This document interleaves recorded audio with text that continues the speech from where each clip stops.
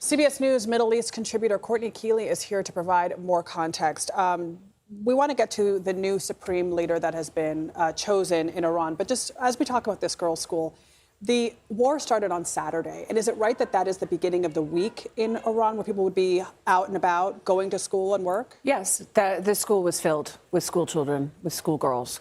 It was around 8 to 9 a.m., just the time that everyone was on the road getting to work. And the reason why the attack, the war started in daylight on the beginning of a work week was that they realized they had eyes on Mojtaba's dad, the Grand Ayatollah, in a meeting where they took out a significant number of people. And they did it by Chinese surveillance because they had hacked into these cameras on the street. So, and the Israelis had done that. So definitely a joint mission.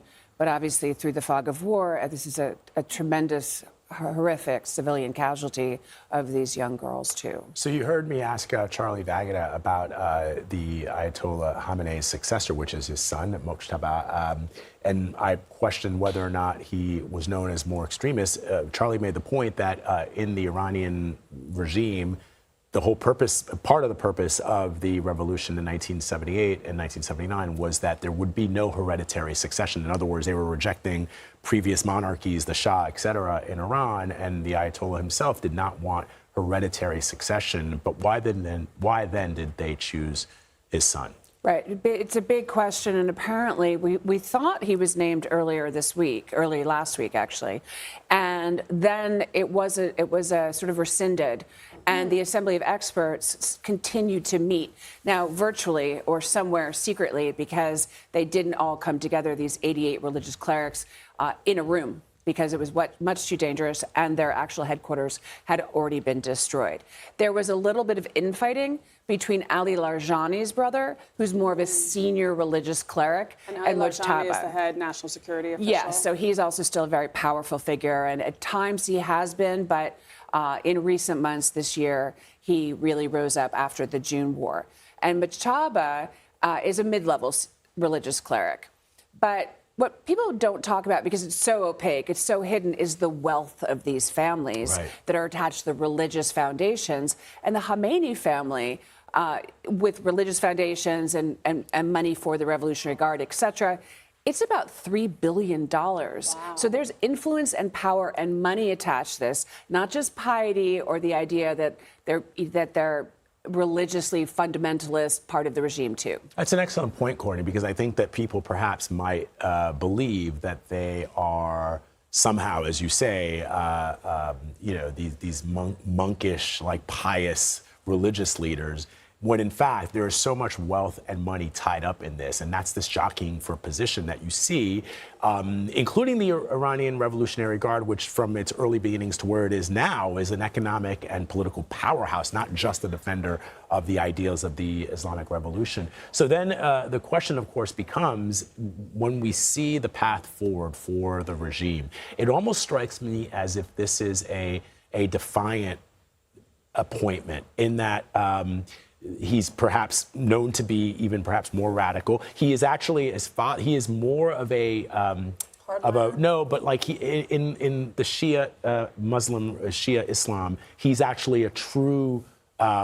He teaches classes. His father was not high up on the I don't know the rankings, but of religious theocracy. He is that guy. I always put it into Catholic terms. Yes. Because the Shia love their saints, and they revere the 11th imam that disappeared, and they use figures and saints, and the Sunnis don't like that. And so you have a hierarchy from a Monsignor to a Pope. Now that would be more understandable to most people. Like, devout Catholics listen to the Pope and defer to what he says.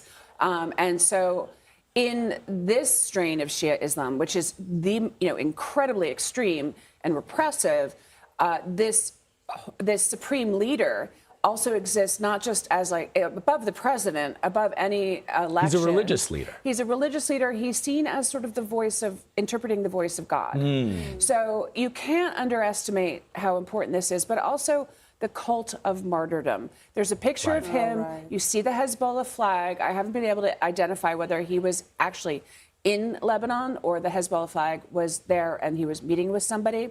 The history of targeted assassinations by Israel that took out the top leadership of Hezbollah for decades is similar to how Israel took out nuclear scientists, how is in Iran, how they got his father. So somebody said, Matt Gutman actually said, he spoke to one of the people from the Prime Minister's office who said he's a dead man walking.